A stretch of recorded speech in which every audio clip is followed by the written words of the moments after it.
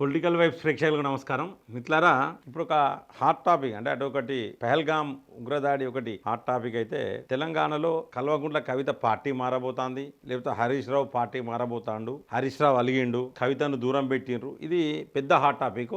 So దీనికి సంబంధించి మరి నిజంగానే హరీష్ రావు పార్టీ మారుతున్నాడా, కల్వకుంట్ల కవిత పార్టీ మారుతుందా అనేది ఒక సింపుల్ విశ్లేషణ మీకు చెప్తాం. మిత్రులారా, ప్రతి ఒక్కరు కూడా ఈ యొక్క వీడియోను ఖచ్చితంగా లైక్ చేయండి, మీ యొక్క అభిప్రాయాన్ని కామెంట్ బాక్స్లో రాయండి, సబ్స్క్రైబ్ చేయని వాళ్ళు మన ఛానల్ని సబ్స్క్రైబ్ చేయండి, బెల్ బటన్ నొక్కడం మర్చిపోకండి.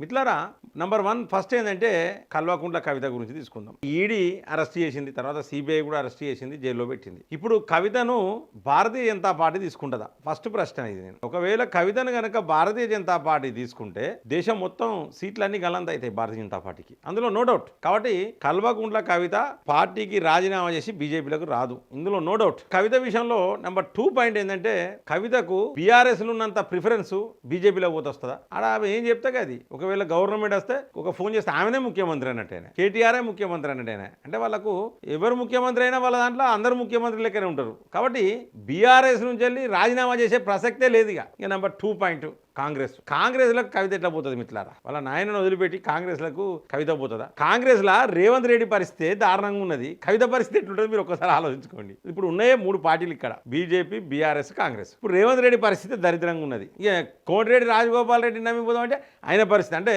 అందులో ప్రతి ఒక్కరి పరిస్థితి అష్టదరిద్రంగా ఉన్నది. అటువంటి కాంగ్రెస్లకు ఈ యొక్క కవిత పోదు. కాబట్టి కవిత కాంగ్రెస్లో పోదు, బీజేపీలో పోదు, బీఆర్ఎస్లో ఉన్నంత ప్రిఫరెన్స్ ఏ పార్టీలో పోయినా ఉండదు, కమ్యూనిస్ట్ పార్టీగా పోదు. ఇక మిగిలిన పార్టీ ఏంటిదంటే టీడీపీ ఇక్కడికి వస్తుంది, జనసేన ఇక్కడికి వస్తుందంటే టీడీపీ జనసేనలు తెలంగాణలో అంత పెద్దగా రాణించే అవకాశాలు లేవు. రేపు పొద్దుగాల ఎన్డీఏ పోటీ చేయాల్సి వస్తే కూడా ఇక్కడ ఎన్డీఏలో ఇక్కడ టీడీపీ జనసేన కనుక బీజేపీతో కలిస్తే కూడా పెద్ద లాభాలు ఏముండయి. కాబట్టి వాళ్ళు జనసేన కానీ తెలుగుదేశం పార్టీ కానీ ఇక్కడికి వచ్చే అవకాశాలు చాలా తక్కువ. కాబట్టి కవిత బీఆర్ఎస్ పార్టీని వీడేది లేదు. ఇదంతా సోషల్ మీడియా, యూట్యూబ్ ఛానళ్ళు, అలాగే కొంతమంది కాంగ్రెస్ వాళ్ళు పనిగట్టుకొని చేసే ప్రచారం తప్పితే కల్వకుంట్ల కవిత 100% బీఆర్ఎస్ పార్టీ నుంచి బయటికి రాదు. ఇది నెంబర్ 1 పాయింట్. ఇక నెంబర్ 2 ఇప్పుడు ఏంటంటే హరీష్ రావు పార్టీ మారుతాడు, హరీష్ రావు పార్టీ మారుతాడంటే హరీష్ రావు పార్టీ మారితే ఇప్పుడు ఈటల రాజేందర్ వచ్చినప్పుడే రావాల్సింది. ఇప్పుడు హరీష్ రావు పార్టీ మారే పరిస్థితులు లేవు. ఎందుకంటే హరీష్ రావు బయటికి వచ్చిండు అంటే ఫస్ట్ ఆఫ్ ఆల్ కేసీఆరే హరీష్ రావుకు సంబంధించిన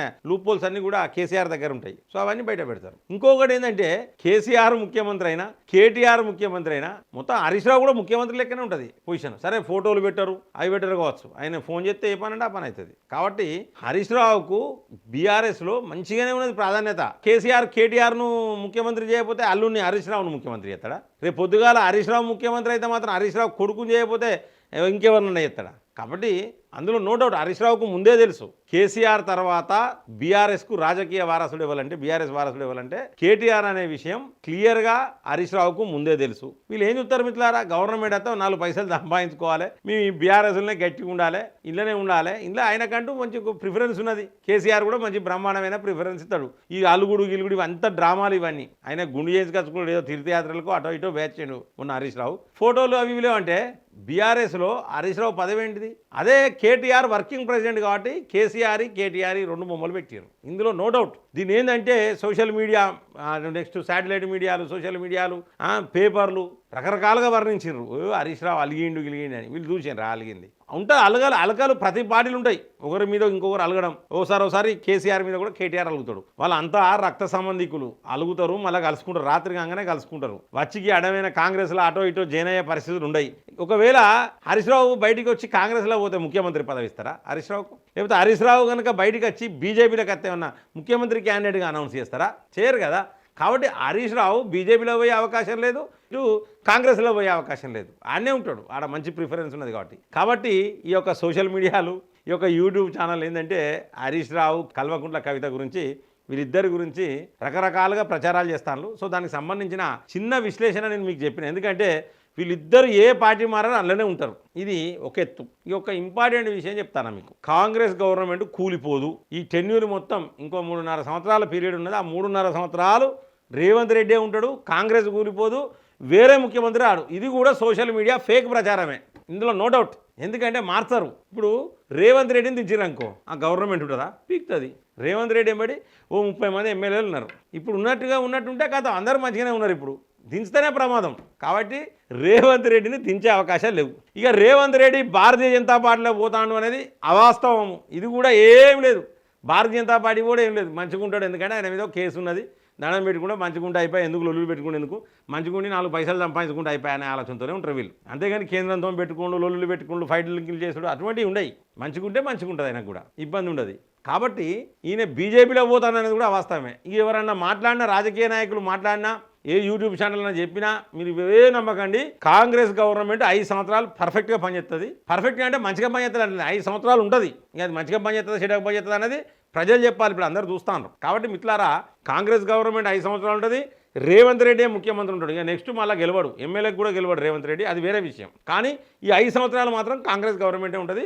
రేవంత్ రెడ్డి ముఖ్యమంత్రి ఉంటాడు. ఇక కోమటిరెడ్డిలు, ఉత్తమ్ కుమార్ రెడ్డిలు, బట్టి విక్రమార్కలు ఎవరు లేరు. ఎవరిని మార్చినా గవర్నమెంట్ పోతుంది. అది రాహుల్ గాంధీకి తెలుసు, అందరికీ తెలుసు, రేవంత్ రెడ్డికి తెలుసు, లాస్ట్ కోమటిరెడ్డి వెంకటరెడ్డికి తెలుసు, ఉత్తమ్ కుమార్ రెడ్డికి కూడా తెలుసు. కాబట్టి ఖచ్చితంగా రేవంత్ రెడ్డి ముఖ్యమంత్రి, కాంగ్రెసే ఉంటుంది. ఇక నో డౌట్ కాంగ్రెస్లోనే ఉంటాడు రేవంత్ రెడ్డి కూడా, బీజేపీలో ఓడు. ఇటు కల్వకుంట్ల కవిత కూడా బీఆర్ఎస్లోనే ఉంటుంది, హరీష్ రావు కూడా బీఆర్ఎస్లో ఉంటాడు. ఇవన్నీ అవసరం లేని సబ్జెక్ట్ ఇది. ఇవన్నీ పక్కా పెట్టి ఇప్పుడు గవర్నమెంట్ ఇచ్చిన హామీల గురించి మాట్లాడాలి.